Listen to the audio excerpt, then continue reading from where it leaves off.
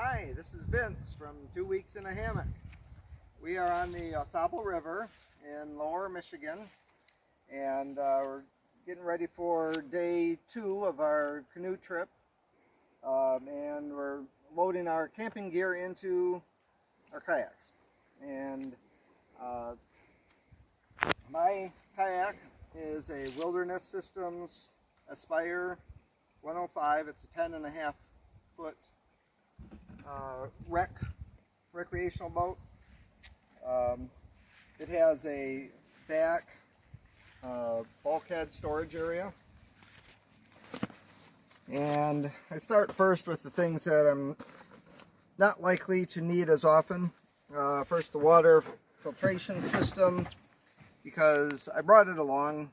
It's always a good idea, but we're actually staying each night in state park campgrounds that have a water pump, so we don't need to filter water. And got our stove kitchen kit. Got some friendly little spiders.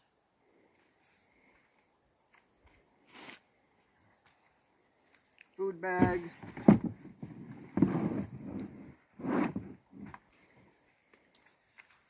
Now I'm going to take a break and switch to the front of the boat, where I'm going to put long things like this is our tarp and bug net.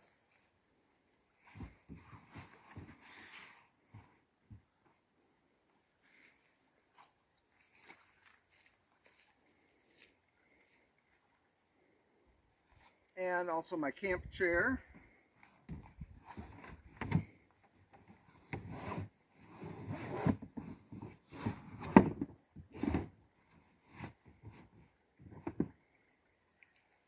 Once this forward compartment is filled, everything kind of gets locked in by the foot pegs. And I actually pull them back first while I'm loading. And this is our hammock and underquilt.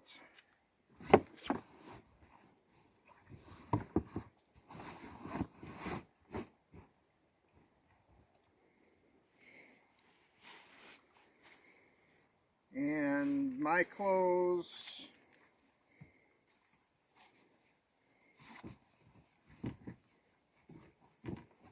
I think I'm just going to put this in the back.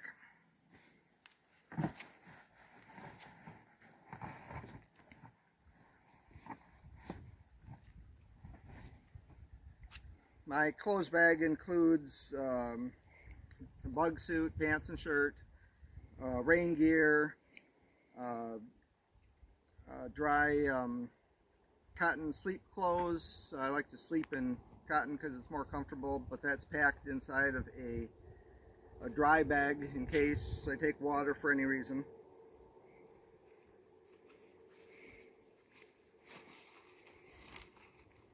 And my ribs pack I use to hold, if I go for a day hike or anything. This is a convenient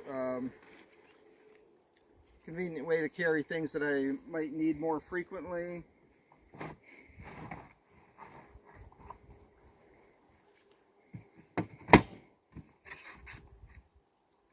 That's it for the back.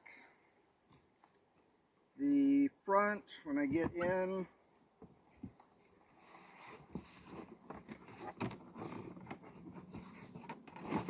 and I push the foot pegs toward the front, that really locks in all the gear so it can't slide back. If I do happen to capsize, I don't want to lose gear. And I have a little cooler for beverages. Set that behind my seat. And this I will clip on.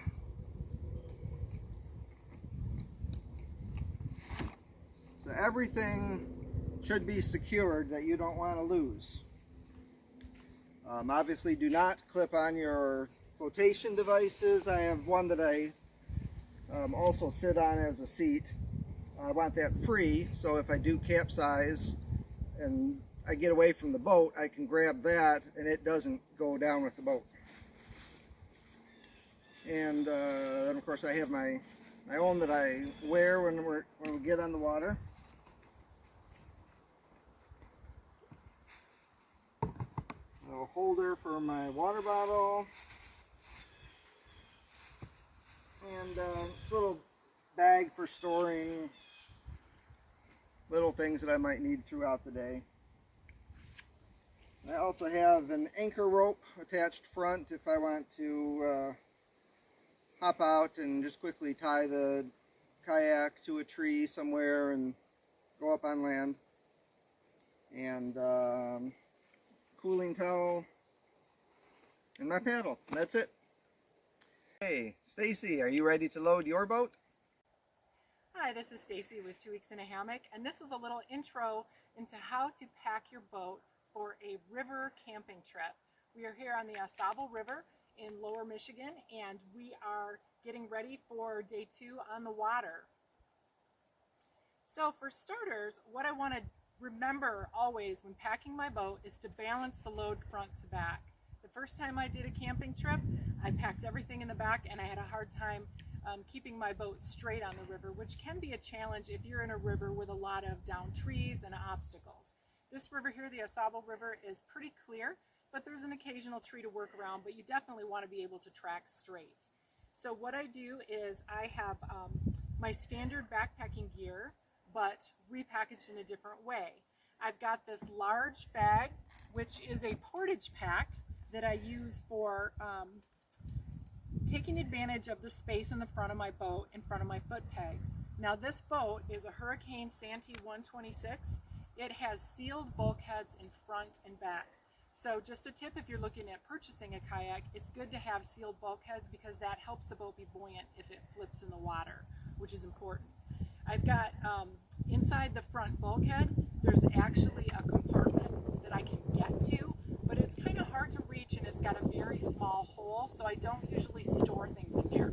So this bag, this year is new, Portage Pack with straps on it, and this one I'm going to just tuck right in the front. Now I also carry in the front my beverage while I'm on the river, and I can tuck that all in there. And this is just tea, kind of make it sun tea as I go. And I also have on my, strapped on, a bilge pump. Additionally, I have a sponge that kind of floats loose in the back. And I've got my kayak paddle. I actually have a tether for it because you never know when it might get away from you on the river. So that's just an additional precaution I take for river trips. In the back hatch, which is quite a bit wider, I can stow a lot of things. And so the temptation when you're in a boat is to bring extra stuff. So you want to kind of resist that because the more stuff you bring, the more stuff you have to deal with. It's nice to pack light. However, when we go on these trips, we do take full bag chairs. We camp at campgrounds. It's just nice to have a bag chair when you can take it on a boat. We would never do that on a backpacking trip, but for a boat trip, it's kind of one of the luxuries we like to have. New this time, I'm including my little mini bag table just because there's space for it. So we'll see if I regret having brought it later, but just kind of a fun extra thing. Right now in the back, I also have all the straps that we're going to use at the end of the trip for bringing our boats back because we're with a group, and so we've got cars spotted along the river. I have food bags. These bags are not waterproof, but everything inside of there is in sealed containers. I like to use a large, I know a lot of people have like IKEA bags, just a large soft side bag that I can use to tote small things to and from the boat to the campsite. Sometimes we have to walk, like a quarter of a mile to our spot. This is additional food. I have water shoes, real nice water sandals. I also keep a pair of additional sandals that I use in camp because when we get there, my feet are wet, tired of being wet. I use see-through storage bag for small things like toiletries. It makes it easier to spot what you're digging around for. The items I have in that front bag include a sleeping bag, clothing bags, wetsuit, bug suit, things like that. And then I have a small bag with things I use during the day, like bug spray. There's also sunscreen in here, and with things I want to access while we're on the water. And I will just connect that to the back of my chair. I have an additional water bottle that I'm going to stow in the back for later. And I've got another beverage for up front, some nice V8 in a can koozie, and materials for using a bathroom if we have to stop somewhere that doesn't have a facility. Most of the stops along here do, but it's always good to have. So I keep that nice and handy. And then I fold up my bag, stow it in last. And then I have my bag chair, which goes on the back, and I strap it down with some small bungee cords.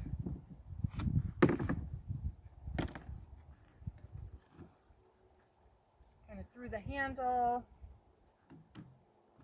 and across. That way I don't lose it. You do want to have things secure, so if you overturn in the water, things don't float away and get away from you. Lastly, I've got my personal flotation device. It's got pockets in it. I keep my phone in there. I keep snacks during the day, a cloth to wipe my glasses if I get splashed. Very important to have this. This was something that I spent a little more money on than I might have had I not researched it and realized how important this is. So this is something you want to have on your person at all time. This is a woman's cut life jacket, and it's got a higher back for sitting in the chair. Very comfortable. I wear it no matter what body of water we're on because I use it for stowing things as well. So I highly recommend that.